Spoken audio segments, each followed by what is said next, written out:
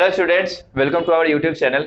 जहाँ तक कि आपको पता है कि हम लोग इस चैनल पे अभी तक हम लोग मोमेंटम देख लिए हैं, कंजर्वेशन ऑफ मोमेंटम देख लिया है, न्यूटन्स का सारा लॉ देख लिया, मतलब कुल मिलाकर के फोर्स का सारा वीडियो रिकॉर्ड हो चुका है। तभी से हम लोग ये सीरीज स्टार्ट किए थे और उसके बाद थोड़ा बहुत सफलता भी मिला है। आप लोग सपोर्ट बनाए रखेंगे, लाइक सब्सक्राइब करते रहेंगे तो और सपोर्ट मिलते रहेगा।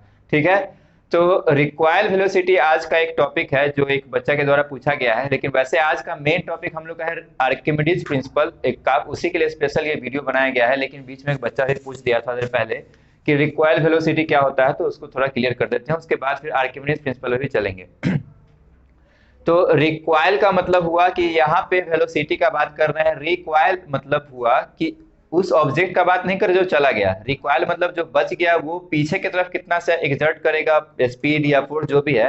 रिक्वायल का मतलब ये होता, अगर रिक्वायल फोर्स होता तो इसका मतलब कि ऑब्जेक्ट, जैसे हम स्पेशली रिक्वायल का इस्तेमाल करते हैं बंदूक वाले केस में। बंदूक लग तो नहीं रहा होगा लेकिन मान लेना कि है।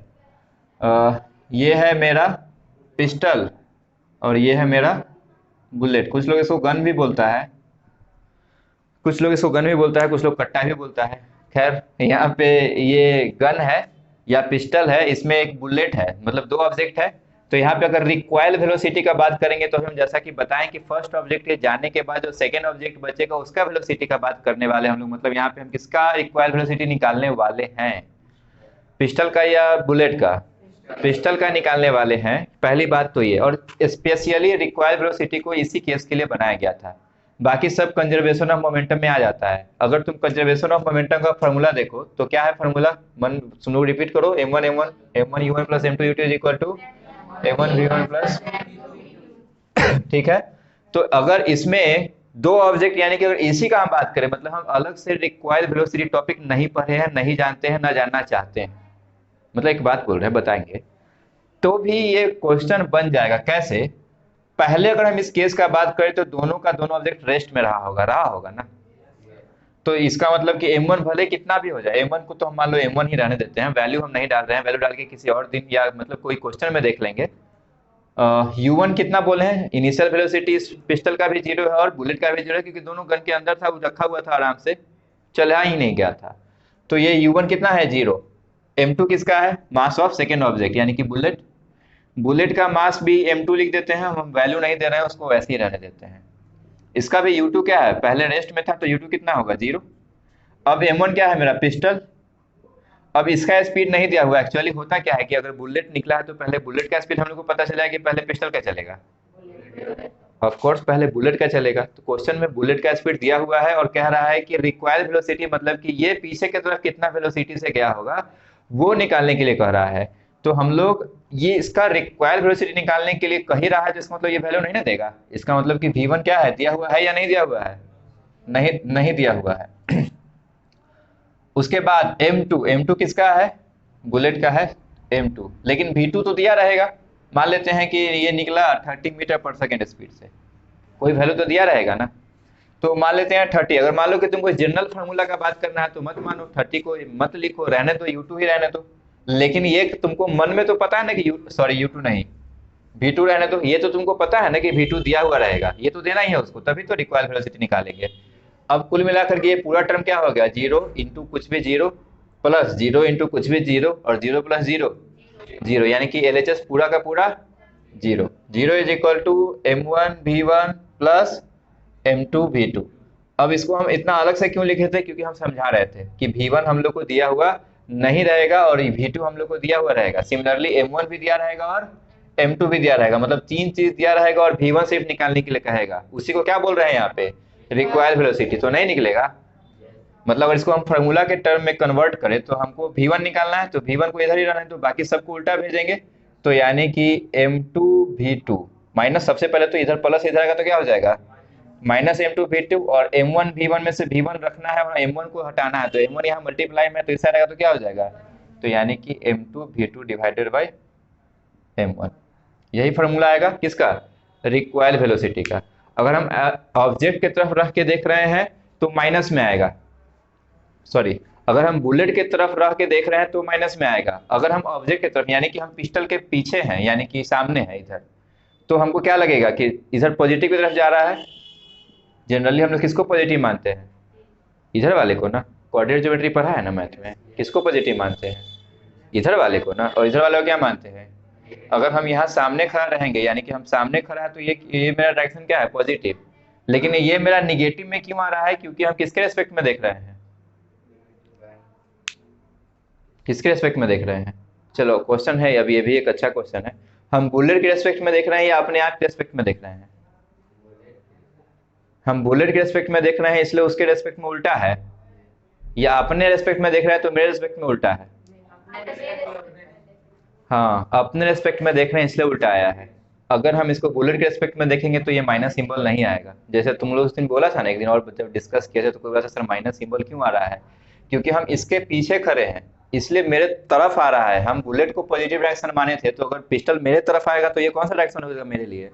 निगेटिव होगा ना, इसलिए यहाँ निगेटिव आया है। लेकिन अगर हम बुलेट की तरफ रह के देखें तो बुलेट के सामने तो ये तो सीधा है, बुलेट के लिए तो ये सीधा है ना, तो बुलेट के लिए ये क्या लगेगा? पिस्टल सीधा जा रहा है। तो ये माइनस क्यों आया है? क्योंकि हम अपने तरफ से देख रहे हैं। तो ये फार्मूला क्या आ गया? अब मतलब फार्मूला तो खैर आ ही गया है। अब एक क्वेश्चन इस पर कर लेते हैं।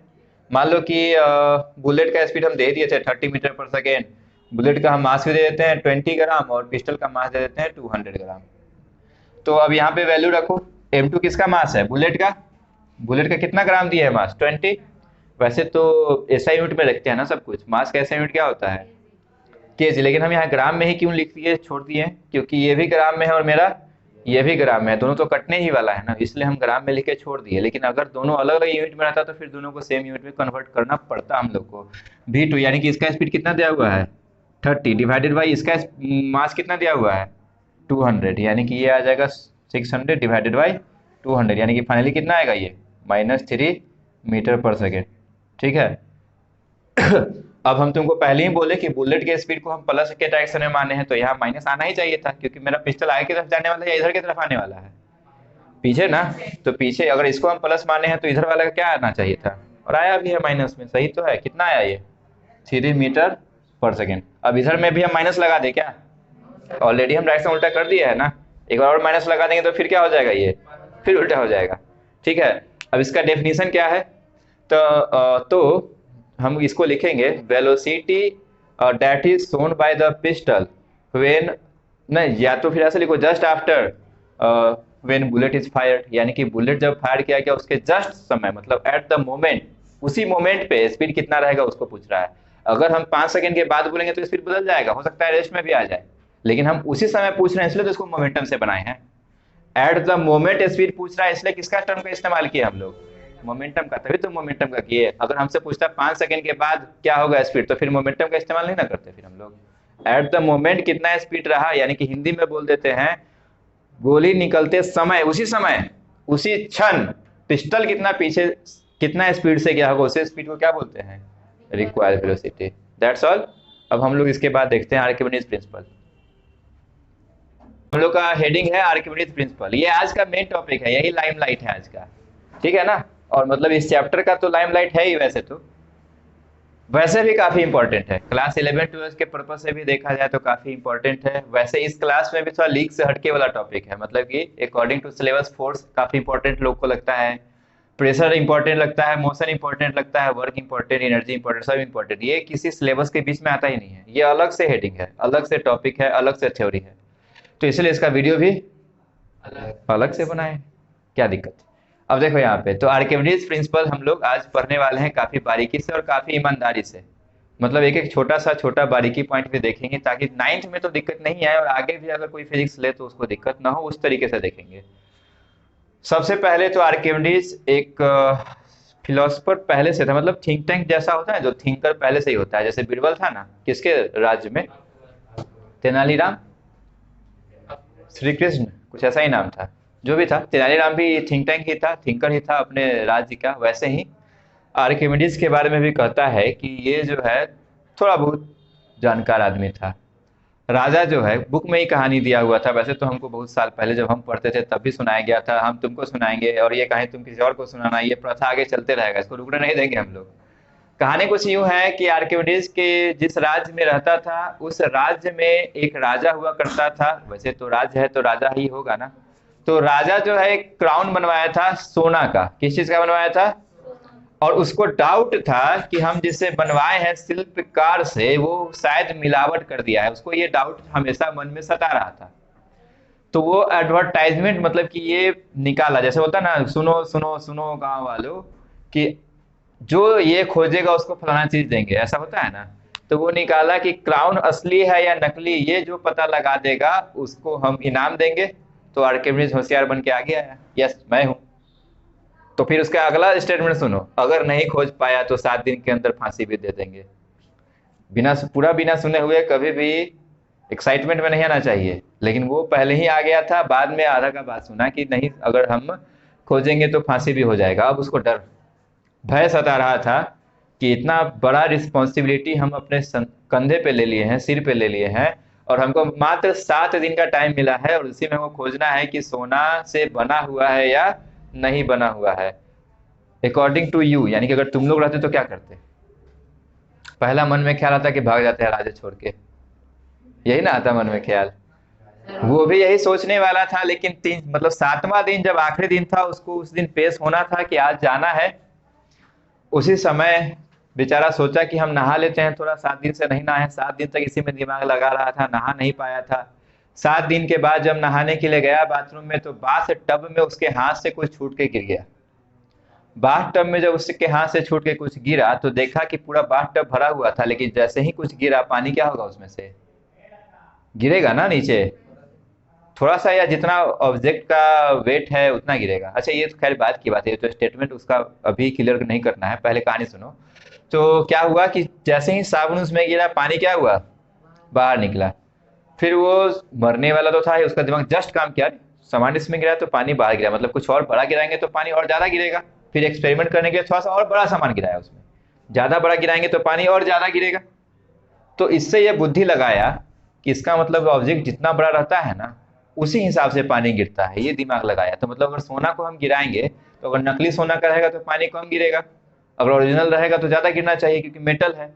खैर ये तो बुद्धि वो बाद में लगाएगा ना, पहले तो उसको काम करने लगा दिमाग, अब कि अब हो गया, अब हम खोज लिया, अब हम प्रूफ कर सकते हैं, बस हमको सोना कोई डेंसिटी बता दे, काम चल जाएगा। खैर अब डेंसिटी कहाँ से बीच में आई, ये बात की बात है, ये तुमको स्टेटमेंट जब समझाएंगे, जब ब्रीफ में नॉलेज देंगे तब है। लेकिन उसको ये बात पता चल गया था कि हम मरने वाले तो नहीं है, बच जाएंगे। इसी खुशी में बेचारा नंगे नहा रहा था, उसी नंगन अवस्था में ही दौड़ते हुए भाग गया राज दरबार में, यूरेका यूरेका चिल्लाते हुए, मतलब ग्रीक लैंग्वेज में I have found it, I have found it, मैंने खोज लिया, मैंने खोज लिया, चिल्लाते हुए कोई जा रहा है। इमेजिन करो नंगे है, बाल बढ़ा हुआ है, नंगे जा रहा है, ये खोज लिए जा रहा है, और राज दरबार में गया, बोला कि मैंने खोज लिया राजा साहब। उसके बाद कहानी नहीं बताया उसके बाद क्या हुआ, बस इतना ही है कि मतलब फाइनली वही खोजा था।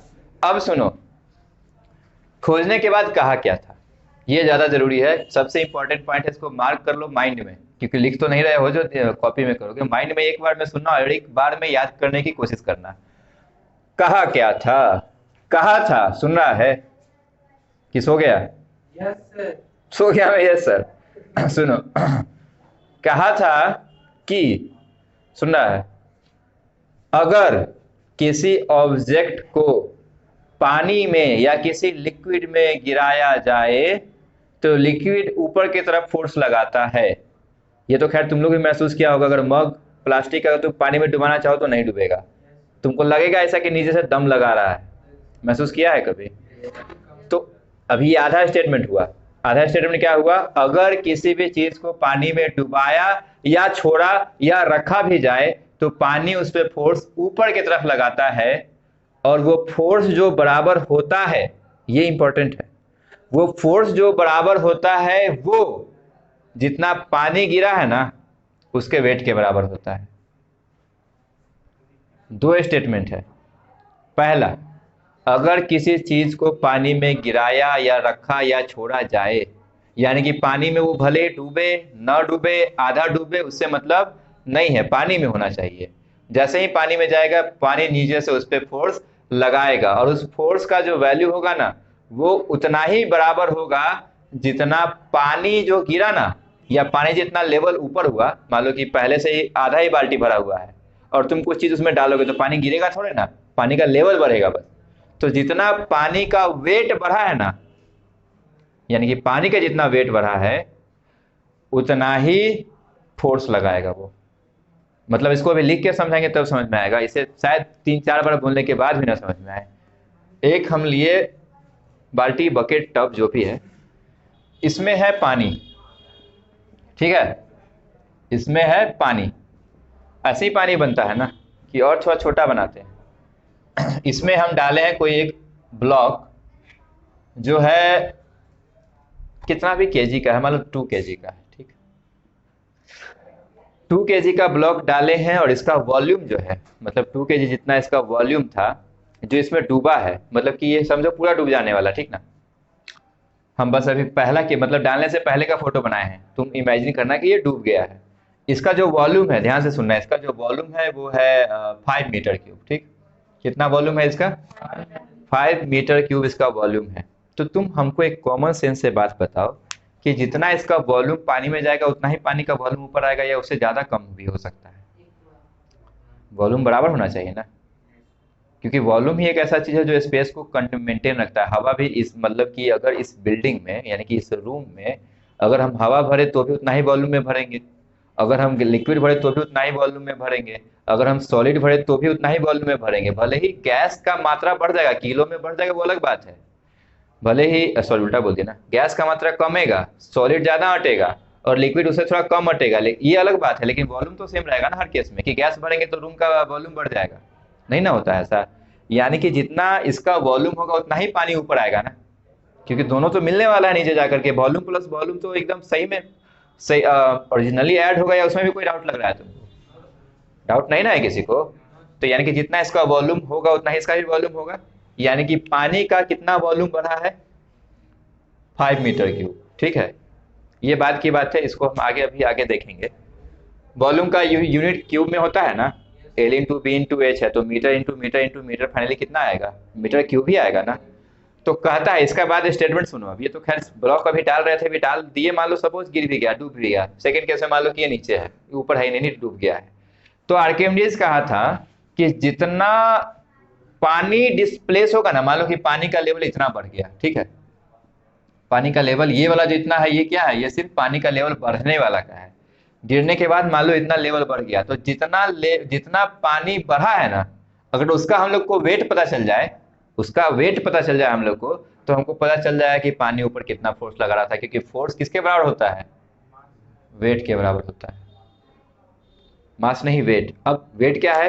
तो तुमको पहला वीडियो या सेकंड वीडियो या सेकंड मतलब ये तो ऑनलाइन वालों के लिए, फर्स्ट वीडियो या सेकंड वीडियो में शायद होगा, तुम लोग के लिए हम याद दिला दें कि फोर्स का जब 6 टाइप पढ़ा रहे थे तो उसमें एक टाइप वेट भी था, और वेट में का फॉर्मूला था W is equal to M into G, याद आया होगा। तो मतलब अगर इस पानी का मास पता चल जाए तो ग्रेविटेशनल एक्सेलरेशन तो हम लोग को पता है ना, 9.8 मीटर पर सेकेंड स्क्वायर होता है। यानी कि अगर हमको वेट निकालना है तो mg चाहिए, जिसमें से g तो ऑलरेडी हमको पता है। अगर हमको इसका मास मिल जाए तो इसका W निकल जाएगा, और इसका W निकल गया तो वही किसके बराबर होता है? फोर्स। यानी कि कितना फोर्स ऊपर लग रहा था ये हमको पता चल जाएगा। मतलब आर्किमिडीज कहा था कि बायोएंट फोर्स, अच्छा बायोएंट फोर्स क्या है, बात की बात है, स्टेटमेंट पहले सुनो उसका। आर्किमिडीज कहा था कि अगर कोई चीज को पानी में रखा जाए तो फोर्स पानी लगाता है उस पर, और उतना ही फोर्स लगाता है जितना पानी का लेवल बढ़ा है ना। मतलब उस पानी का अगर वेट निकाल लिया जाए तो वो वेट और फोर्स जो पानी लगा रहा है वो दोनों आपस में क्या होगा? इक्वल होगा, ठीक है। अब इसको निकालेंगे, 1-2 क्वेश्चन करेंगे ना, तब और थोड़ा समझ में आएगा। तुमको हम पहले ही बताए थे कोई भी चीज को समझने का 4 तरीका है फिजिक्स में। पहला वर्बली, मतलब मौखिक रूप से, मतलब हम बोल रहे हैं तुम समझ गया तो ठीक है। दूसरा थ्योरेटिकली, मतलब कि हम तुमको लिख करके बताए, प्रूफ करके बताए। तीसरा न्यूमेरिकली, तीसरा क्या है? न्यूमेरिकली, मतलब कि उस पर हम तुमको क्वेश्चन दे, उसके बाद तुम क्वेश्चन बनाओ। और चौथा है ग्राफिकली। याद है 4 तरीका बोले ना, 4 तरीके से हम लोग कोई भी चीज को सीख सकते हैं। वर्बली बोल चुके हैं, थ्योरेटिकली बता चुके हैं, अब तीसरा न्यूमेरिकली देखेंगे ना तो और थोड़ा सा इलेबोरेट होगा और थोड़ा सा विस्तार होगा और तुम लोग को और अच्छे से समझ में आएगा। एक न्यूमेरिकल बनाते हैं पहले।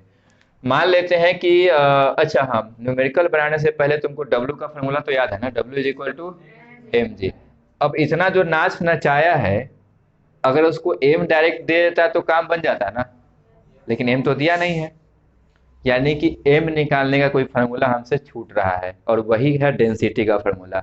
अब फिर मुद्दा ये है कि डेंसिटी क्या है। तुमको शुरू में ही बोले थे कि आर्किमिडीज प्रिंसिपल लीक से हटके है, जो ऐसा ऐसा टर्म आएगा जो अभी पहले नहीं देखा है, यानी कि डेंसिटी पहले नहीं ना देखा था, शायद 9th में पहली बार आया होगा डेंसिटी। और यही डेंसिटी तुम्हारा काम में आएगा फिर कॉन्सेंट्रेशन केमिस्ट्री में, जो पहले से वादा था मेरा कि पहले डेंसिटी बताएंगे उसके बाद मास और वॉल्यूम दोनों वहां पे डिस्कस करेंगे, बताए थे ना। तो पहले यहीं पे समझ लो, दोबारा नहीं बताएंगे। डेंसिटी एक बार पढ़ा रहे हैं उसको अभी तुम अभी ही समझ लो, उसको कंसंट्रेशन में भी यूज करेंगे, ज्यादा डिटेल में नहीं समझना है, सिंपल लैंग्वेज में सिंपल तरीके से समझते हैं। तुमसे अगर हम पूछे कि इस रूम में अगर हवा भरेंगे तो वो ज्यादा भारी होगा या लोहा भरेंगे तो ज्यादा भारी होगा, क्यों? क्योंकि तुम बोला डेंसिटी ज्यादा है, ऐसे ही मन में आएगा, बोल भी दी कि डेंसिटी उसका ज्यादा है। मतलब डेंसिटी निकालने के लिए हमको दो चीज चाहिए, पहला कौन से जगह में रख रहे हैं और दूसरा उसका मास कितना रखा रहा है उतना में।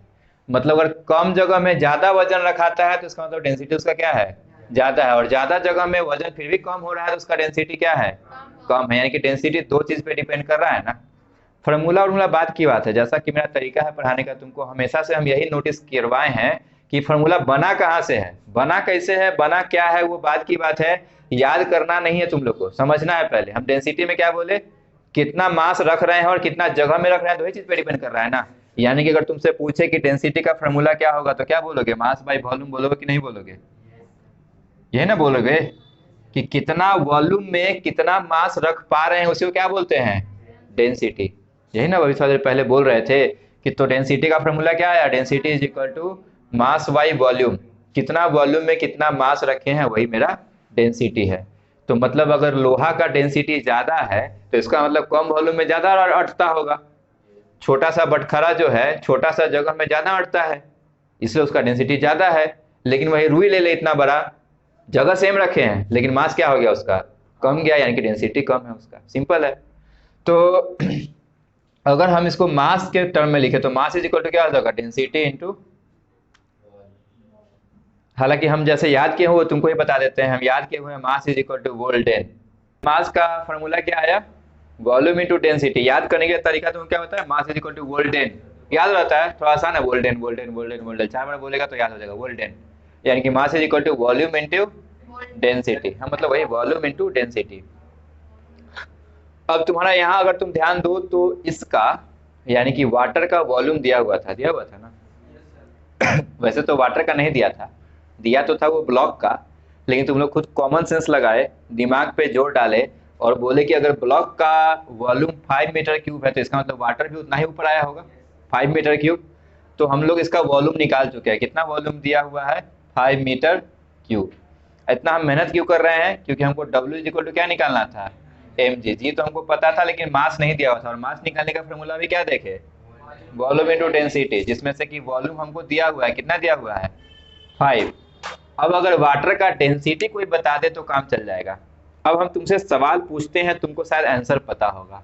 अगर हम 500 ग्राम या 500 मिलीलीटर पानी का लेंगे तो ग्राम में कितना होगा, 500 होगा ना, क्योंकि उसका डेंसिटी क्या होता है 1 ग्राम पर सेंटीमीटर क्यूब, या 1 kg पर 1000 kg पर मीटर क्यूब। तो समस्या ये है तुम्हारा कि 1 ग्राम पर सेंटीमीटर क्यूब में, यानी कि तुम अंदाजा लगाओ ना, लगभग इतना होगा ना 1 सेंटीमीटर क्यूब, इधर से इतना फिगर, ये जो बन रहा है ये फिगर कितना होगा, लगभग होगा ना 1 सेंटीमीटर क्यूब। यानी इसमें अगर पानी रखें तो कितना ग्राम हटेगा, 1 ग्राम। यानी कि 1 millilitre is equal to 1 gram, यानी कि 500 millilitre is equal to 500 gram, यानी कि 1 litre is equal to 1 kg, यानी कि 5 litre is equal to 5 kg। यानी कि सब सेम होता है वाटर में, मतलब वाटर ही डिफरेंस पॉइंट है, ऐसे समझो। अगर हम किसी को मीन, जैसे हम लोग साउंड में वेवलेंथ पढ़े थे तो हम मीन लाइन एक बनाए थे ना, जैसे लाइट में हम लोग पढ़े थे तो प्रिंसिपल फोकस बनाए थे ना, प्रिंसिपल एक्सिस बनाए थे ना, तो वैसे ही यहाँ पे जो मीन का काम करेगा वो कौन करने वाला है, वाटर। यानी कि वाटर के रेस्पेक्ट में जिसका ज्यादा होगा बोलेंगे उसका डेंसिटी ज्यादा है, और वाटर के रेस्पेक्ट में जिसका डेंसिटी कम होगा उसको बोलेंगे डेंसिटी कम है, यही ना। तो यानी कि वाटर हम लोग का किस चीज का काम करने वाला है, वाटर हम लोग का मीन पॉइंट काम करेगा। अभी बता देते हैं, वाटर हम लोग का मीन पॉइंट के तौर पे काम करेगा, क्योंकि वाटर का डेंसिटी क्या है, 1 है, क्योंकि इसमें आसान है निकालना। तो इसका डेंसिटी क्या हम तुमको बताए, 1000 kg पर मीटर क्यूब, यही ना बताए। अगर सेंटीमीटर क्यूब में लिखना है तो 1 ग्राम पर सेंटीमीटर क्यूब, लेकिन अगर मीटर क्यूब में लिखना है तो 1000 kg, ठीक है। अब ये 1000 kg इसका डेंसिटी दिया हुआ है, यानी कि 5 इंटू क्या लिखने वाले हैं हम लोग, मास इज इक्वल टू क्या था, वॉल्यूम इंटू डेंसिटी था ना, वॉल्यूम हम लोग लिख दिए ना, डेंसिटी हम लोग लिखेंगे ना, तो डेंसिटी कितना है 1000 है ना, तो 1000 लिख दिए। ऐसे भी दिया हो रहेगा डेंसिटी के लिए, इतना रोने का बात नहीं है, डेंसिटी क्वेश्चन में दिया रहेगा, भले ही वाटर का ही क्यों ना हो। मान लो तुमको अगर नहीं भी याद रहेगा, तुमको डाउट है कि सर डेंसिटी हम कैसे पता करेंगे, तो कोई दिक्कत नहीं, क्वेश्चन में रहता है दिया हुआ, रो मत। हाँ तो mg, तो W is equal to mg, weight निकालेंगे तब ना फोर्स के बराबर करेंगे। यही तो था आर्किमिडीज प्रिंसिपल, कि अगर हमको फोर्स निकालना है तो वाटर जो डिस्प्लेस हुआ उसका वेट निकाल लीजिए। अब वाटर जो डिस्प्लेस हुआ उसका वेट निकालने के लिए हमको mg चाहिए था, जिसमें से g दिया हुआ था लेकिन m नहीं दिया हुआ था, तो फिर m के लिए कौन सा फॉर्मूला लगाए हैं, वॉल्यूम इनटू डेंसिटी। वॉल्यूम दिया हुआ है 5 मीटर क्यूब, और डेंसिटी हमको पता है कि 1000 kg पर मीटर क्यूब होता है, और g हमको पता है, अरे ये क्या हुआ, g हमको पता है कि 10 होता है। अब देखो ये कितना आएगा, 3 जीरो यहाँ का और 1 जीरो यहाँ का, टोटल कितना जीरो हो गया, 4, यानी कि 5 इंटू 10⁴। वेट का ऐसा यूनिट जो फोर्स का होगा वही ना होगा, क्योंकि weight is a type of force, तो क्या आएगा ये न्यूटन। यानी कि पानी जो है इस ऑब्जेक्ट पे कितना फोर्स लगा रहा है,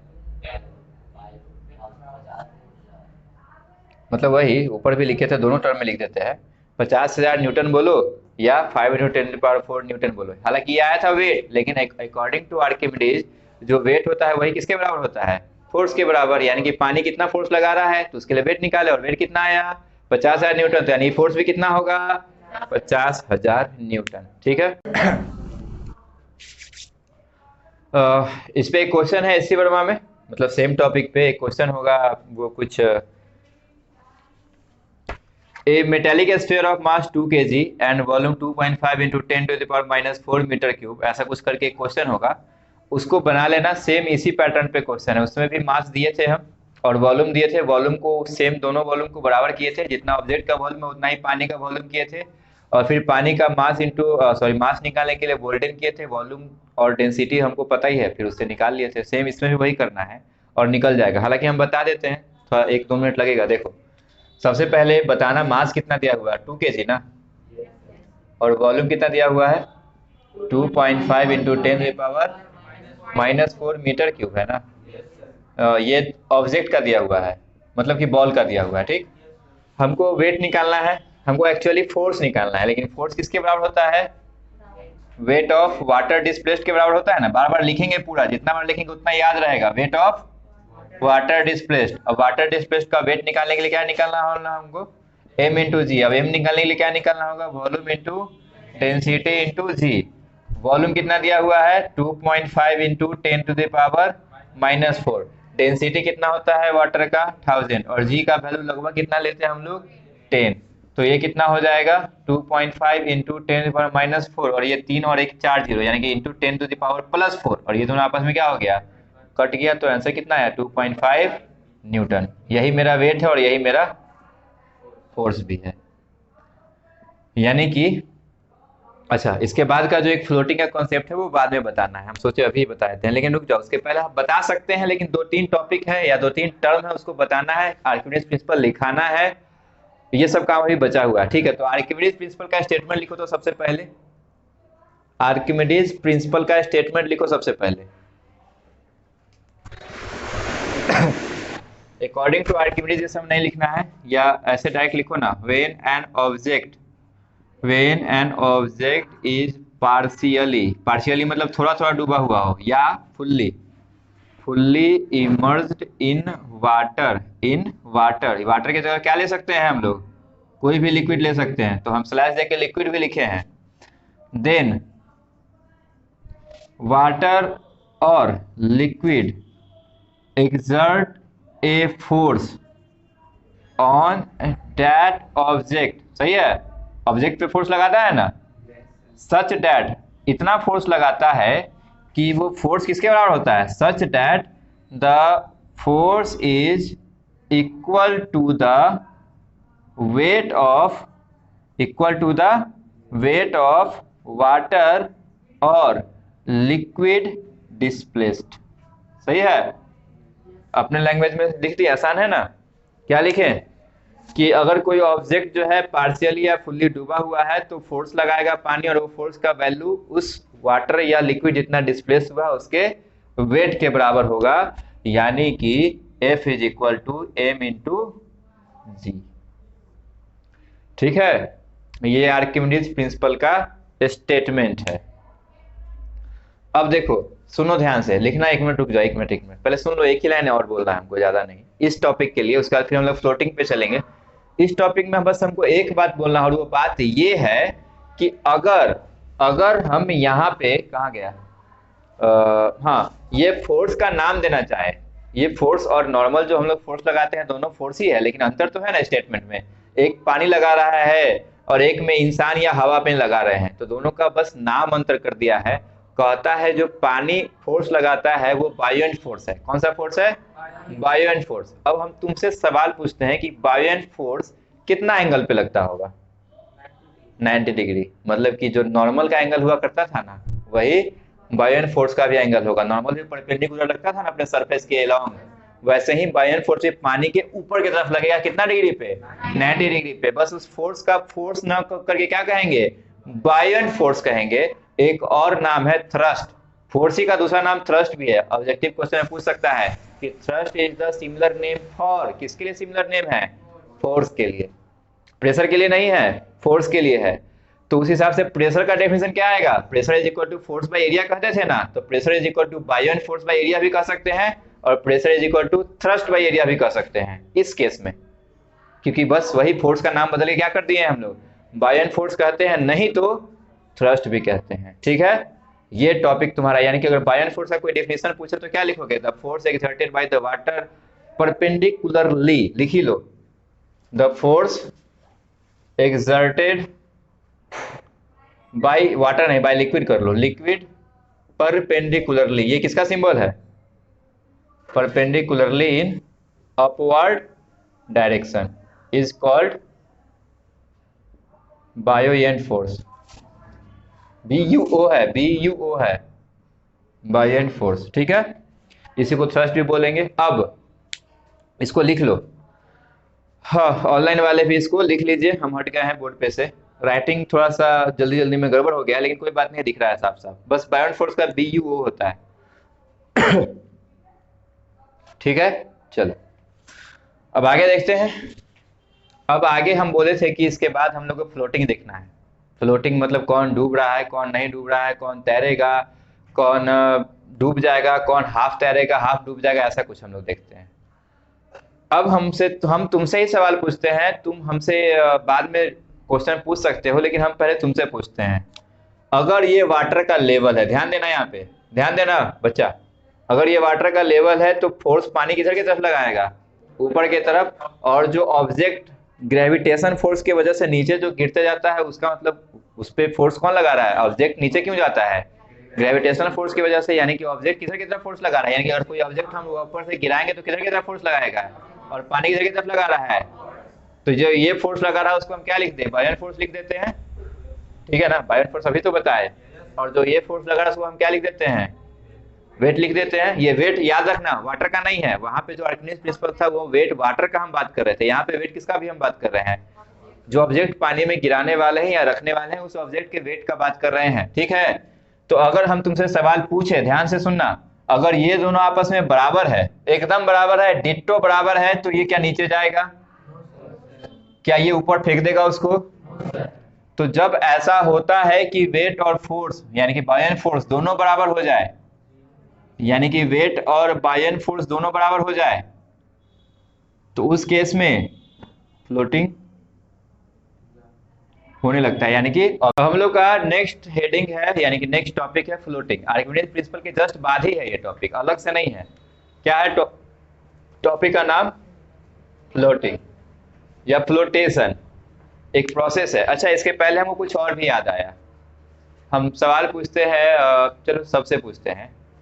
पानी इतना है पूरा भरा हुआ, ठीक है, पानी का लेवल एकदम बराबर है, कहीं से ऊंचा कहीं से नीचा नहीं है। तो अगर हम पानी में यहाँ पे कोई चीज रखे, यानी कि सब जगह बराबर पानी है, ठीक ना, अगर हम यहाँ पे ऑब्जेक्ट मार्कर को रखे हैं और हम अगला केस में यहाँ पे मार्कर को रखे हैं, तो दोनों केस में पानी सेम फोर्स लगाएगा या फोर्स बदलेगा? अगर हाइट सेम है तो अभी तो बोले सेम है, शुरू में ही तो बता के पूछे थे हम कि हाइट पानी का यहाँ से वहां तक क्या है, सेम है। पहला केस में हम यहाँ पे रख रहे हैं इस कोना पे, और दूसरा केस में हम उस कोना पे रख रहे हैं।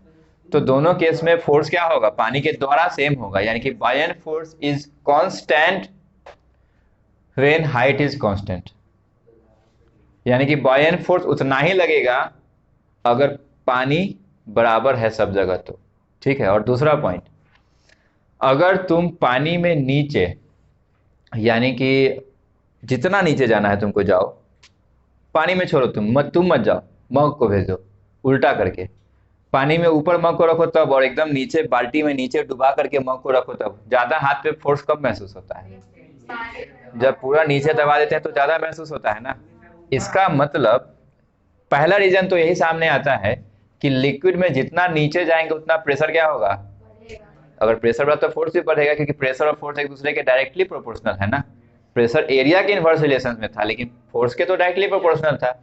तो जितना हम नीचे जाएंगे उतना प्रेशर बढ़ेगा, क्योंकि पानी तो ऑलरेडी फोर्स लगा रहा था, ऊपर से तुम पानी के वजन के भी नीचे चले गए हो, तो डबल फोर्स लगेगा ना तुम पे। डबल क्या, जितना गुना बढ़ा लो तो प्रेशर ज्यादा लगता है जितना नीचे जाओ।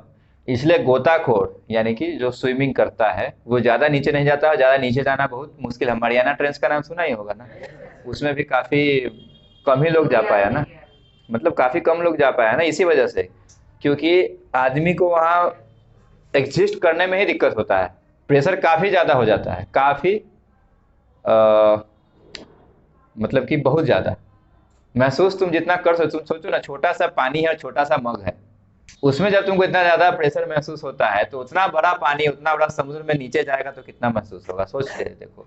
और जैसे ही ऊपर हम लोग एयर में जाते हैं तो प्रेशर क्या होता है, फिर डिक्रीज होता है, और इस वजह से सांस लेने में होता है दिक्कत, और सब सांस लेने में दिक्कत होगा तो नाक से खून फेंकने लगेगा। इसलिए जब माउंट एवरेस्ट पे चढ़ता है तो कहता है ना प्रिकॉशन के साथ, ऐसा रहता तो कोई नहीं चढ़ जाता बहुत आसानी से। अगर ऐसा था तो ऐसा थोड़ी कि बहुत कम ही लोग इंटरेस्ट है, इंटरेस्ट तो बहुत लोगों का है और बहुत लोग कर भी सकता है, हिम्मत वाला भी है बहुत लोग, लेकिन फिर भी चढ़ता कम लोग क्यों है, क्योंकि वो 9 किलोमीटर ऊपर है। 9 किलोमीटर ऊपर चढ़ने में एक ही परेशानी नहीं है कि सिर्फ थक जाएंगे, बूढ़ा लोग नहीं चढ़ता है थकने की वजह से, जवान लोग नहीं चढ़ता है डर की वजह से कि जिंदगी अभी बहुत बाकी है, अभी निकल लिए तो फिर क्या होगा। कुछ लोग इसलिए भी नहीं चढ़ता है कि सांस लेने में वहां नहीं बनता है। 8 किलोमीटर ऊपर मतलब कि प्रेशर बहुत कम, और प्रेशर बहुत कम मतलब कि सांस लेने में होगा दिक्कत। पानी में भी होगा, वो तो खैर हम लोग का गिल्स नहीं ना है, वो तो उस वजह से दिक्कत होगा। लेकिन अगर हम ऐसे ग्राउंड में नीचे जाए तो सांस लेने में दिक्कत नहीं होगा। मतलब अगर जमीन खोद दे कोई बहुत बड़ा और तब हम उसमें नीचे जाए, मतलब एयर का सप्लाई सही होना चाहिए, ऐसा नहीं कि हम नीचे चले जाए ऊपर से कोई भर दे मिट्टी, तो उसका बात नहीं कर रहे हैं। बात कर रहे हैं जब पूरा ओपन स्पेस हो और 40 फीट भी नीचे चले जाओ ना तो तुमको दिक्कत नहीं होगा सांस लेने में। लेकिन वही अगर पानी में है तो पानी में दिक्कत हो रहा है, क्योंकि हम लोग के पास गिल्स नहीं है। हम लोग ऑक्सीजन लेते हैं ना, लेकिन पानी में ऑक्सीजन प्योर फॉर्म में नहीं है, पानी में तो ऑक्सीजन H2+O2 के फॉर्म में है ना, यानी कि वाटर के फॉर्म में है ना। और वाटर से जो ऑक्सीजन छाट सकता है वो है डिवाइस गिल्स, और गिल्स होता किसके पास है, मछली के पास है। तो खैर इतना डिटेल में हम लोग को नहीं जाना है, वापस आओ पढ़ाई पे। तो फ्लोटिंग मतलब कि हम लोग का बॉडी को तैराना है, मेन काम मेरा क्या है, तैराना है, डुबाना नहीं है। लेकिन ऐसा तो नहीं कि कंडीशन हम लोग पढ़ेंगे ही नहीं, यहाँ ध्यान दो, हम लोग ऐसा तो नहीं कि कंडीशन पढ़ेंगे ही नहीं। तो मतलब अकॉर्डिंग टू द बुक या according to the concept 3 condition होता है, या तुम लोग अगर नॉलेज खुद से भी लगाओगे तो भी 3 ही कंडीशन होगा, चौथा हो ही नहीं सकता है। मतलब उसके लिए पहले डिटेल में समझो। अगर ये वाटर है यहाँ तक और कोई ऑब्जेक्ट को हम डाले हैं तो पानी ऊपर की तरफ फोर्स लगाएगा, फोर्स का नाम बायोन फोर्स, और ऑब्जेक्ट वेट की वजह से यानी कि ग्रेविटेशनल फोर्स की वजह से नीचे फोर्स लगाएगा, और वही फोर्स को कहेंगे वेट। जब फोर्स ग्रेविटेशनल फोर्स की वजह से लगे तो उसको फोर्स ना बोल के क्या बोलते हैं, वेट बोलते हैं ना। तो यानी कि ये लगा रहा है वेट और ये लगा रहा है बायोन फोर्स। अब इतना बार बार कौन लिखे, वेट को किससे डिनोट करते हैं और बायोन फोर्स को, तो ऊपर की तरफ लग रहा है बी और नीचे की तरफ लग रहा है डब्ल्यू। तो अगर बायोन फोर्स बड़ा हो जाए डब्ल्यू से तब क्या हो सकता है, अगर वेट बड़ा हो जाए बायोन फोर्स से तब क्या हो सकता है, या दोनों बराबर हो जाए तब क्या हो सकता है। कोई चौथा केस मन में आ रहा है किसी के, 3 ही पॉसिबल है ना, या तो दोनों बराबर हो जाए, या तो ऊपर वाला बड़ा हो जाए, या नीचे वाला बड़ा हो जाए। एक एक करके देखते हैं। सबसे पहला, अगर हमको बायोन फोर्स ही ज्यादा हो गया, यानी कि नीचे से पानी ज्यादा फोर्स लगा रहा है, ऊपर से बेचारा वेट हल्का पड़ रहा है, तो फिर ऑब्जेक्ट डूबेगा क्या, तो इस केस में क्या होगा, फ्लोटिंग होगा। दूसरा, अब दोनों बराबर करना है, B is equal to W, तो बी इज इक्वल टू जब डब्ल्यू करेंगे तो भी क्या होगा, मतलब कि पानी नीचे नहीं जाने, मतलब उसको नीचे जाने देगा ही नहीं, क्योंकि इक्विलिब्रियम मेंटेन है, यानी कि ऊपर से जितना फोर्स लगा रहा है पानी भी उतना ही लगा रहा है। अगर ऊपर वाला ज्यादा लगा रहा तब ना डूबता, नीचे वाला क्या कर रहा है, उतना ही सेम लगा रहा है, तो डूबेगा ही नहीं। तो यहाँ पे क्या होगा, ये भी कौन सा केस में आएगा, फ्लोटिंग में ही आएगा। और केस नंबर 3, केस नंबर 3 में क्या है कि जब वेट बड़ा हो जाए, यानी कि ऊपर वाला जो ऑब्जेक्ट है उसका वेट ज्यादा हो जाए और नीचे जो पानी फोर्स लगा रहा है वो कम हो जाए, तो फिर उस केस में क्या हो जाएगा, ऑब्जेक्ट सिंक कर जाएगा। सिंक मतलब डूब जाएगा, ठीक है। तो हमको जो काम का है वो हेडिंग के हिसाब से तुमको काम का कौन लग रहा है। हाँ, अभी थोड़ी देर पहले हम तुमसे ऑफलाइन मोड में तुम लोग से एक क्वेश्चन पूछे थे कि इस दोनों में क्या अंतर है, पूछे थे ना, कि दोनों में अगर फ्लोटिंग ही हो रहा है तो कुछ तो अंतर होगा ना। अंतर बस ये है कि इस केस में ऑब्जेक्ट जो है इक्विलिब्रियम मेंटेन किया हुआ, अभी थोड़ा देर पहले हम वर्ड यूज किए हुए थे, इक्विलिब्रियम मेंटेन किया हुआ, मतलब कि वो बराबर है, वो स्टेबल है। लेकिन इस केस में क्या है, इस केस में स्टेबिलिटी नहीं है। इस केस में फ्लोटिंग तो करेगा लेकिन इसका कोई सिर पैर नहीं रहेगा। इस केस में जो फ्लोटिंग करेगा वो एकदम सही से चलेगा, मतलब कि इधर उधर नहीं भागेगा। कभी एयर ले लिया तो इधर उलट गया उधर उलट गया, जैसे मग में क्या होता है, कभी इधर उलट गया, और ज्यादा धक्का मारो तो कभी इधर फोर्स मार देता है, होता है ना, ऐसा कभी नोटिस किया होगा। लेकिन इस केस में ऐसा नहीं होगा, क्योंकि ये मेंटेन है इक्विलिब्रियम। इक्विलिब्रियम मेंटेन मतलब कि ये स्टेबल है, इस बेचैनी में नहीं है। लेकिन ये क्या है, इस केस में बेचैनी में रहेगा ना। तो हम लोग को जो इस टॉपिक में यानी कि जो बुक में पढ़ना है वो ये वाला भी इंपॉर्टेंट है, लेकिन जो ज्यादा जरूरी है वो कौन सा है, ये वाला। अब इसको जरूरी क्यों है, हम तुमसे इसमें एक और अंतर पूछे थे कि ये और क्या अंतर है, तो इसमें अंतर ये, ध्यान से सुनना, इसमें जो मेन अंतर है वो ये है कि तुमसे हम थोड़ा देर पहले पूछे थे या तुमको थोड़ा देर पहले बताए थे कि बायन फोर्स किसके बराबर होता है, वेट ऑफ वाटर डिस्प्लेस्ड, बताए थे ना। और इस केस में जो तुम्हारा बायन फोर्स है वो किसके बराबर हो रहा है, वेट ऑफ ऑब्जेक्ट के बराबर हो रहा है। ये हम बात किसका करें, ये वेट किसका है, ऑब्जेक्ट का वेट है ना। तो मतलब A is equal to B और B is equal to C, तो A is equal to C होता है ना। यानी अगर A is equal to B है और B is equal to C है तो A इज इक्वल टू क्या होगा, यानी कि जो पहले पढ़े हैं उसके हिसाब से बायन फोर्स किसके बराबर है, वेट ऑफ वाटर डिस्प्लेस्ड। और जो यहाँ स्टेटमेंट पढ़ रहे हैं उसके हिसाब से क्या है, weight of object is equal to buoyant force, है ना, है ना। तो इसका मतलब कि ये और ये भी क्या होगा, आपस में इक्वल होगा ना।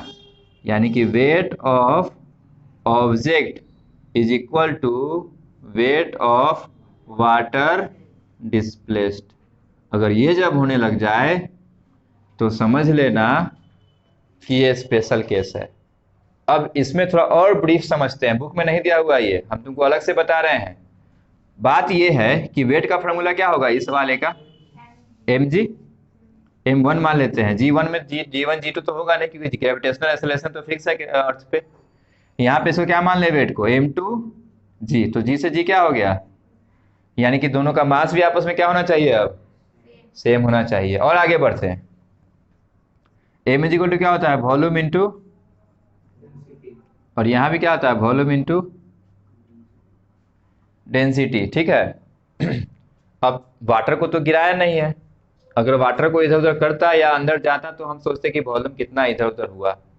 यानी कि अब यहाँ के बाद तुमको ये पता चल गया कि अगर इसका वॉल्यूम ज्यादा होगा तो इसका वॉल्यूम क्या होना चाहिए, सॉरी उल्टा बोल दिए, अगर इसका वॉल्यूम ज्यादा हुआ तो डेंसिटी कम होगा और इसका वॉल्यूम कम हुआ तो डेंसिटी ज्यादा होगा। नहीं समझ में आया होगा, हम तुमको बताते हैं।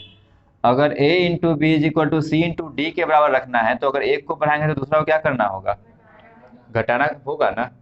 यानी कि अगर हम ज्यादा बड़ा ऑब्जेक्ट डालेंगे तो उसका डेंसिटी क्या होना चाहिए, कम होना चाहिए, और अगर जितना छोटा ऑब्जेक्ट डालेंगे तो उसका डेंसिटी क्या होना चाहिए, ज्यादा। खैर ये इतना डिटेल में तुम लोग को नहीं पढ़ना है, रहने दो, काफी है। तुम बस इतना समझो कि दोनों का मास क्या होना चाहिए, m1 is equal to m2, बस इतना समझो। क्योंकि वेट दोनों का बराबर है तो मास भी क्या होगा, दोनों का सेम होगा, क्योंकि जी तो ऑलरेडी सेम है ही ना है। तो इस केस में क्या होगा, यही बस स्पेशल केस था, यही तुमसे हम पूछ रहे थे कि इसमें स्पेशल ऐसा क्या है जो ऊपर वाले में नहीं है। तो क्या स्पेशल है इस केस में, यानी कि जिसमें बायन फोर्स और वेट दोनों बराबर होता है, उस केस में मास भी दोनों क्या होता है आपस में सेम होता है, यानी कि वेट भी दोनों का क्या होता है सेम होता है। ठीक है। अब ये इस केस को लेकर के एक और पॉइंट बनता है, तुम्हारे मन में आएगा ना। तो अभी थोड़ी देर पहले पूछा कि सर दीपक को उल्टा करते हैं तो डूब जाता है और ऐसे छोड़ते हैं तो नहीं डूबता, अभी पूछा। कुछ लोग के और भी मन में आ रहा होगा कि कौन सा चीज डूब सकता है कौन सा चीज नहीं डूब सकता है, मन में आ रहा होगा। तो उसके लिए इस इक्वेशन को हम लोग आगे सॉल्व करते हैं, समझ में आ जाएगा। कहता है कि अगर बायन फोर्स वेट से ज्यादा हो, यानी कि ऊपर वाला जो वेट लगा रहा है उससे अगर ज्यादा फोर्स नीचे वाला लगा रहा है तो ये कभी नहीं डूबेगा। ठीक है ना, यही ना कह रहा है। अब बताओ बायन फोर्स का फॉर्मूला भी जस्ट पढ़े, क्या होता है mg।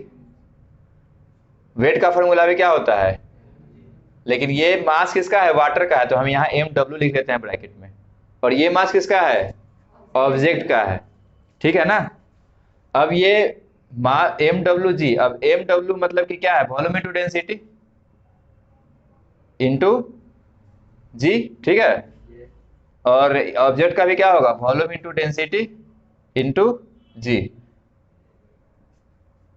जी में 1 2 क्यों नहीं लगा रहे हैं, थोड़ा देर पहले ही बताए थे कि जी का वैल्यू क्या होता है सेम होता है, तो जी से कट गया। अब तुमको थोड़ा देर पहले ये भी बताए थे कि दोनों का वॉल्यूम सेम होगा ना, तो वॉल्यूम से वॉल्यूम भी क्या हो गया कट गया, बचा क्या डेंसिटी 1 ग्रेटर देन डेंसिटी 2। मतलब कि अगर वाटर का डेंसिटी जो ऑब्जेक्ट है उससे ज्यादा है तभी ऑब्जेक्ट नहीं डूबेगा, अगर वाटर का डेंसिटी ऑब्जेक्ट के डेंसिटी से कम है तो ऑब्जेक्ट उसमें डूब जाएगा। जैसे आयरन का लगभग 4 से 5 के आसपास होता है, ठीक ना। आयरन का कितना के आसपास होता है, 4 से 5 के आसपास होता है, और वाटर का 1 है तो डूबेगा ना आयरन।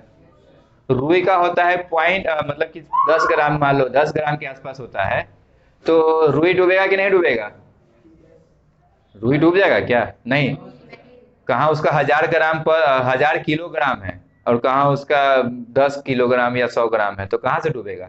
तो मतलब जिसका डेंसिटी, हालांकि रुई डूब जाता है क्योंकि वो भीगने के बाद सिकुड़ जाता है, हम कच्चा रुई का बात कर रहे थे, लेकिन वो भीगने के बाद क्या हो जाएगा डूब जाएगा। रुई की जगह कुछ और ले लो, हाँ प्लास्टिक ले लो, ठीक है। प्लास्टिक का भी अगर तुम 1000 प्लास्टिक भी ले लोगे तुम्हारा, तो उसका हाँ बस फर्क इतना है कि प्लास्टिक को एकदम सटा सटा के मत साटना, लेकिन अगर जैसे तुम सटा के साटोगे तो उसका डेंसिटी बढ़ते चला जाता है, हार्ड हो जाता है वो।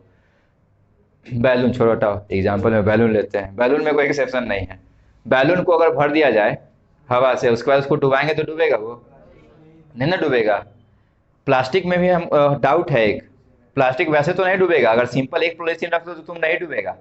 तुम देखा होगा पन्नी तैरते रहता है पानी के ऊपर, लेकिन अगर वही पन्नी का तुम थाक जमा दो, 500 पन्नी एकदम सटा के एकदम चिपका के रखो, गैप नहीं देना है, तो फिर उसका डेंसिटी क्या हो जाएगा इंक्रीज हो जाएगा, और जैसे ही डेंसिटी इंक्रीज होगा वाटर से तो फिर वो क्या हो जाएगा डूब जाएगा। लेकिन अगर वही अकेला पन्नी का बात करें तो उसका डेंसिटी क्या होता है कम होता है, इसलिए वो नहीं डूबता है। तो कुल मिला के बात 3 निकला यहाँ सामने। एक बार रिकॉल करा देते हैं। पहला, आर्किमिडीज प्रिंसिपल क्या कहा था कि बायन फोर्स वाटर डिस्प्लेस्ड के वेट के बराबर होता है।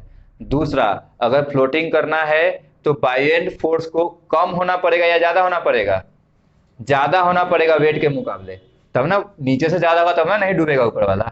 कभी कंफ्यूजन हो तो सोच लेना, नीचे से ज्यादा होगा तो ऊपर वाला नहीं डूबेगा, लेकिन अगर ऊपर वाला ही ज्यादा हो गया तो नीचे वाला क्या हो जाएगा डूब जाएगा। तीसरा केस, अगर फ्लोटिंग ओरिजिनल वाला है यानी कि एकदम अच्छा वाला फ्लोटिंग है, तो दोनों का वैल्यू क्या होता है सेम रहता है, यानी कि जितना वेट ऑब्जेक्ट का ऊपर से लगाएगा ना उतना ही वाटर का वेट नीचे से डिस्प्लेस होगा। और वेट बराबर है तो मास बराबर, वॉल्यूम बराबर, सब बराबर। ठीक है, यहाँ पे मिटा दिए थे क्योंकि तुमको उतना डिटेल में भी नहीं पढ़ना है कि माथा ही खराब हो जाए। बस इतना ध्यान रखना कि वेट दोनों का क्या होगा आपस में, यानी कि अगर दोनों को तैरना है, एकदम बढ़िया वाला फ्लोटिंग है, इज इक्वल टू वाला फ्लोटिंग है, तो नीचे वाला का वेट और ऊपर वाला का वेट, यानी नीचे वाला कौन है, नीचे कौन है यहाँ पे वाटर है ना, तो वाटर का डिस्प्लेस्ड का जो वेट है वो और ऊपर का जो ऑब्जेक्ट का वेट है वो दोनों आपस में क्या होगा बराबर। और लास्ट पॉइंट कि अगर वाटर से ज्यादा किसी का डेंसिटी है तो वो डूब जाएगा, और वाटर से कम किसी का डेंसिटी है तो नहीं डूबेगा, फ्लोट करने लगेगा। ठीक है, ये फ्लोटिंग हो गया। अब लास्ट, आज का हम लोग लास्ट टॉपिक है रिलेटिव डेंसिटी। रिलेटिव डेंसिटी पढ़ने के बाद कुछ क्वेश्चंस और है जो तुम लोग का और फील्ड कवर हो जाएगा। उसके बाद तुम लोग का आज मतलब कि ये चैप्टर खत्म हो जाएगा, आर्किमिडीज प्रिंसिपल खत्म हो जाएगा, फोर्स खत्म हो जाएगा, इस सेमेस्टर का फिजिक्स खत्म हो जाएगा, सब खत्म हो जाएगा। तुम लोग का करियर बस खत्म नहीं होगा क्योंकि उसके बाद फिर और शुरू होगा सेकेंड टर्म। तो रिलेटिव डेंसिटी जो है इस टर्म का सबसे आखिरी टॉपिक है। और रिलेटिव डेंसिटी में जो सबसे जरूरी बात है वो ये है कि डेंसिटी किसको बोलते हैं, तो वो पहले ही देख चुके हम लोग। डेंसिटी किसको बोलते हैं? अगर तुमको डेंसिटी का फॉर्मूला नहीं याद है तो मास का तो याद होगा ना, mass is equal to volume into density. तो यहाँ से डेंसिटी क्या आ जाएगा? Mass by volume. मान लो कि कभी तुमको अगर अचानक से डेंसिटी का फॉर्मूला पूछ दे और तुमको याद ना हो तो mass is equal to voltage तो याद किया ना, वहां से कन्वर्ट कर लेना। अब इसका एसआई यूनिट अगर पूछे तुमसे तो मास का एसआई यूनिट होता है केजी, और वॉल्यूम का अभी तुमको क्या बताए थे? मीटर क्यूब बताए थे ना। तो डेंसिटी का एसआई यूनिट क्या हो जाएगा उस हिसाब से? केजी पर मीटर क्यूब, ये इसका एसआई यूनिट है। अगर केजी में कोई नहीं लेता है, कोई ग्राम में लेता है तो फिर इसको भी छोटा करना पड़ेगा। फिर मीटर क्यूब की जगह पे क्या लिखना होगा हमको? Centimetre cube. कोई सेंटीमीटर क्यूब में ना लेके एमएल लेना चाहता है तो एमएल भी ले सकता है, तो फिर उस केस में क्या हो जाएगा? ग्राम पर एमएल। बहुत सारे ऐसे यूनिट है। कोई चाहेगा कि केजी पर लीटर ले तो ले सकता है, क्योंकि लीटर भी वॉल्यूम को ही डिनोट करता है। अगर तुम लोग को पता नहीं है तो पता करो, 1 मीटर क्यूब में कितना लीटर होता है? तो इतना डर के काहे बोला? सही तो है। 1 मीटर क्यूब में कितना लीटर होता है? 1000 लीटर। तो क्वेश्चन किसी भी तरीके से आ सकता है। हम तुमको सारा चीज के लिए तैयार कर रहे हैं, हो जाओ जितना जल्दी हो सके। अब रिलेटिव डेंसिटी का बात कर रहे हैं, तो रिलेशन निकालना है तो 2 आदमी चाहिए ना कम से कम, कि अकेले में हो जाएगा? 2 चाहिए ना। यहाँ की रिलेटिव डेंसिटी निकालना है तो कम से कम कितना केस चाहिए डेंसिटी का? हमको 2 केस चाहिए। और तुमको हम शुरू में ही बता दिए थे जब हम वीडियो बता रहे थे कि डेंसिटी में एक तो हम फिक्स कर दिए थे मीन पॉइंट पे। कौन सा था? वाटर का डेंसिटी तो फिक्स है, यानी कि केवल अब एक डेंसिटी हमको किसी का भी दे तो काम चल जाएगा। यानी कि अगर रिलेटिव डेंसिटी तुमको निकालना है, रिलेटिव डेंसिटी निकालना है तो ऊपर में किसका डेंसिटी देंगे? डेंसिटी ऑफ वाटर ऊपर में ही देते, density of object divided by density of water. इससे तुमको पता चलेगा कि रिलेटिव डेंसिटी क्या है। मतलब कि अगर तुम देखो, अगर मान लो तुमको आयरन का बताया था ना लगभग 4 होता है, तो हम लिख देते हैं इसको 4 केजी पर मीटर क्यूब। और सॉरी, तो 4 केजी में लिखें तो कितना लिखना होगा हमको? 4000 लिखना होगा ना। अगर हमको यहाँ डेंसिटी में वाटर का बात करें तो वाटर का कितना था? 1000 केजी पर मीटर क्यूब। तो केजी पर मीटर से केजी पर मीटर क्यूब कट गया, 1000 से 4000 4 टाइम्स में कट गया, तो रिलेटिव डेंसिटी कितना आया? 4। यानी कि रिलेटिव डेंसिटी निकालना है तो वाटर के रेस्पेक्ट में ही निकालते हैं हम लोग, क्योंकि वाटर का ऑलरेडी हमको पता है कि 1 होता है और सबसे सेफ वैल्यू नीचे डिनोमिनेटर के लिए 1 ही ना है। तो हम जो वाटर के रेस्पेक्ट में किसी का डेंसिटी निकाले तो उसी को टर्म क्या दिए हैं? Relative density. और ऊपर में किसका रहेगा? ऑब्जेक्ट का। नीचे में किसका रहेगा? वाटर का। और अगर तुमसे कोई पूछे कि रिलेटिव डेंसिटी का ऐसा यूनिट क्या होगा, तो कोई ऐसा यूनिट नहीं होगा, क्योंकि डेंसिटी बाय डेंसिटी तो कट गया ना ये। तो यानी कि रिलेटिव डेंसिटी का ऐसा यूनिट क्या होगा? नो ऐसा यूनिट। ठीक है हो सकता है, लेकिन एक एक करके ही निकालेंगे ना, चारों का एक साथ कैसे रिलेशन निकालेंगे? नहीं। अच्छा, इसलिए पूछ रहा है, सेफ खेल रहा है कि अगला बार कभी ऐसा पूछे तो हम पहले से ही प्रिपेयर रहे ना। रिलेटिव डेंसिटी के लिए कम से मतलब 2 ही में निकाल पाएंगे। 3 में निकालने के लिए फिर एक के दूसरा का, दूसरा से तीसरा का, फिर पहला से तीसरा का, अलग अलग 2 ही निकाल पाएंगे। मतलब 2 किसी एक का एक साथ करके ही निकाल पाएंगे, 3 एक साथ नहीं हो पाएगा। ठीक है, तो ये अब आज का ये टॉपिक यहाँ खत्म हो गया और आज का चैप्टर भी यहाँ खत्म हो गया। बस अब एक और क्लास लेना है हमको न्यूमेरिकल्स का, जिसमें आर्किमिडीज प्रिंसिपल का न्यूमेरिकल्स कराएंगे, रिलेटिव डेंसिटी का 2 न्यूमेरिकल कराएंगे, और कुछ फोर्स का अगर कुछ छूटा हुआ हो, या मोमेंटम का, या कंजर्वेशन ऑफ मोमेंटम का तो कराएंगे। प्लीज आप लोग लाइक और सब्सक्राइब करते रहिए और चैनल के साथ जुड़े रहिए। Thank you.